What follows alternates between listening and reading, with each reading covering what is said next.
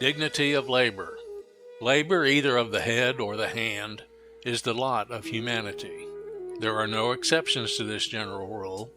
The rich who have toiled early and late for a competence find their present ease more unendurable than their past exertions, and the round of pleasures to which in other days they looked for a reward of their toil and actual realization resolve themselves into drudgeries, often worse than those from which they vainly fancied they had escaped. The king on his throne is beset with cares, and the labor he performs is ofttimes far heavier than any borne by the poorest peasant in his dominions. The high and low alike acknowledge the universal sway of labor, that which is thus the common lot of mankind and reigns with such universal sway cannot be otherwise than honorable in the highest degree. Labor may be a burden and a chastisement, but it is also an honor and a glory. Without it, nothing can be accomplished. All that to man is great and precious is acquired only through labor. Without it, civilization would relapse into barbarism. It is the forerunner and indispensable requisite to all the sweet influence of refinement. It is the herald of happiness. It makes the desert to blossom as a garden of roses. It whitens the sea with sails and stretches bands of iron across the continent. It is labor that drives the plow, scatters the seed, and causes the fields to wave in golden harvest for the good of man. It gathers the grain and sends it to different regions of the earth to feed other millions toiling in less favored channels there. Labor gathers the gossamer web of the caterpillar, the cotton from the field and the fleece from the flock, and weaves them into raiment soft, warm, and beautiful. The purple robe of royalty, the plain man's sober suit, the fantastic dress of the painted savage, and the furry coverings of Arctic lands are alike the results of its handiwork and proofs of its universal sway and honor. Labor molds the brick, splits the slate, and quarries the stone. It shapes the column and rears not only the humble cottage, but the gorgeous palace, the tapering spire and stately dome. It is by labor that mankind have risen from a state of barbarism to the light of the present. It is only by labor that progression can continue. Labor, possessing such inherent dignity and being the grand measure of progress, it is the most fitting that man should not taste life's greatest happiness, or wield great influence for good, or reach the summit of his ambitious resolves, save only as the result of long and patient labor. Life is a short day, but it is a working day and not a holiday. Man was made for action, and life is a mere scene for the exercise of the mind and engagement of the hand. A scene where the most important occupations are, in one sense, but species of amusement, and where so long as we take pleasure in the pursuit of an object, it matters but little that we secure it or not, or that it fades when acquired. Life to some is drudgery, to some pain, to some art, to others pleasure, but to all work. Let none feel a sense of sore disappointment that life to them becomes routine. It is a necessary consequence of our natures that our work and our amusements, our businesses and our pleasures should tend to become routine. The same wants, the same demands, and similar duties meet us on the threshold of every day. We look forward to some great occasion on which to display ourselves, some grand event in which to give proof of a heroic spirit, and complain of the petty routine of daily life. On the contrary, it is this succession of little duties, little works apparently of no account, which constitute the grand work of life.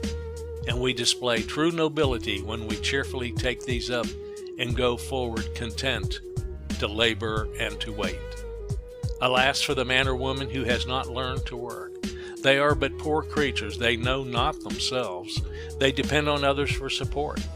Let them not fancy they have a monopoly of enjoyment. They have missed the sweetest pleasure of life, even the pleasure of self-reliant feeling, born of vanquished difficulties. They know not the thrill of pleasure experienced by him who carries difficult projects to a successful termination. Each rest owes its deliciousness to toil, and no toil is so burdensome as the rest of him who has nothing to task and quicken his powers. They do not realize in their blind pride what labor has done for them. It was labor that rocked them in their cradle and nourished their pampered life. Without it, the very garments on their back would be unspun. He is indebted to toil for the meanest thing that ministers to his wants, save only the air of heaven, and even that, in God's wise providence, is breathed with labor. Labor explores the rich veins of deeply buried rocks, extracting the gold and silver, the copper and tin.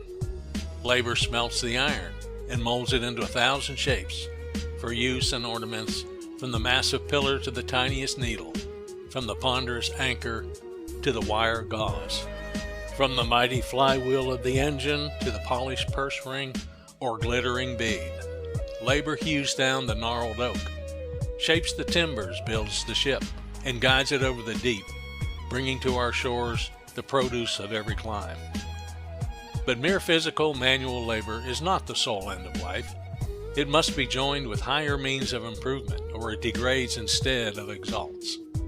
The poorest laborer has intellect, heart, imagination, tastes, as well as bones and muscles, and he is grievously wronged when compelled to exclusive drudgery for bodily subsistence.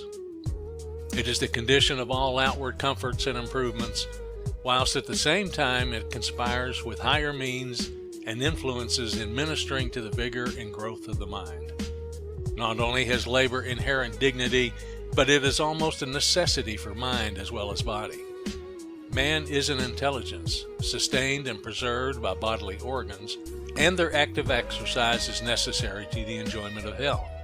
It is not work, but overwork, that is hurtful. It is not hard work that is injurious so much as monotonous, fagging, hopeless work. All hopeful work is healthful, and to be usefully and properly employed is one of the great secrets of happiness. Most interesting is the contemplation of the victories achieved by the hand of labor, victories far grander than any achieved by physical force on the field of battle. For as conquests are wrested from nature, the very elements are brought under subjection and made to contribute to the good of man. It displays its triumph in 1,000 cities, its glories in shapes of beauty. It speaks in words of power. It makes the sinewy arm strong with liberty, the poor man's heart rich with content, crowns the swarthy and sweaty brow with honor, dignity, and peace. It is one of the best regulators of practical character. It evokes and disciplines obedience, self-control, attention, application, and perseverance, giving a man deftness and skill in his physical calling, and aptitude and dexterity in the affairs of ordinary life. Work is the law of our being, the living principle that carries men and nations onward. Manual labor is a school in which men are placed to get energy of purpose and character, a vastly more important endowment than the learning of other schools. The laborer is placed indeed under hard masters, the power of physical elements, physical sufferings, and want.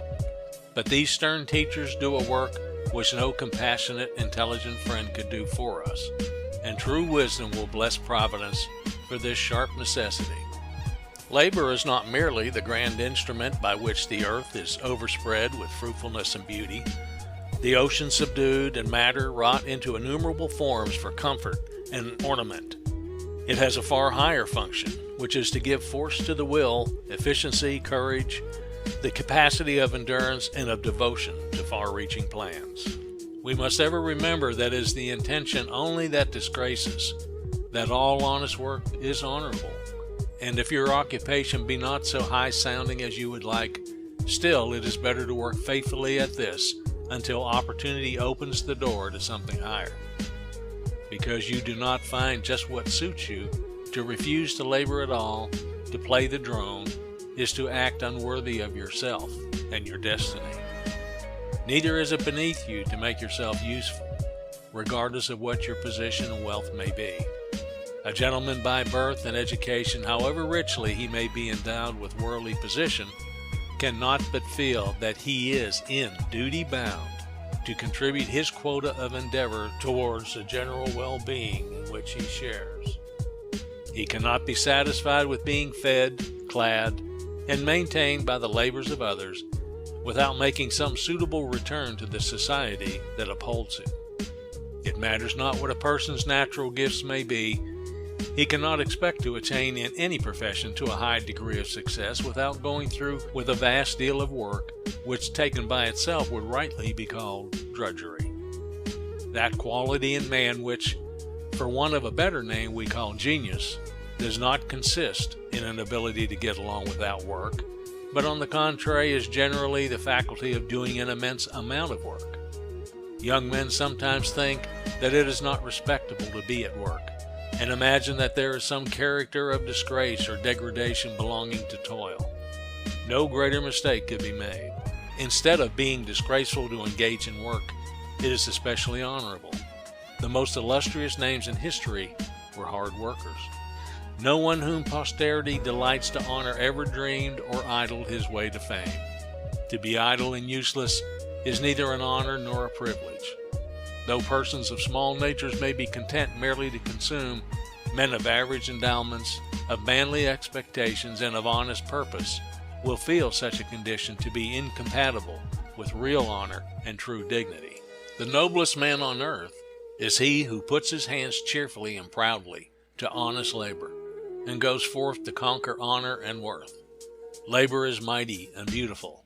The world has long since learned that man cannot be truly man without employment. Would that young men might judge of the dignity of labor by its usefulness rather than by the gloss it wears. We do not see a man's nobility in dress and toilet adornments, but in the sinewy arm, roughened as it may be by hardy, honest toil, under whose farmer's or mechanic's vest a kingly heart may beat. Exalt thine adopted calling or profession. Look on labor as honorable, and dignify the task before thee, whether it be in the study, office, counting room, workshop, or furrowed field. There is equality in all, and the resolute will and pure heart may ennoble either.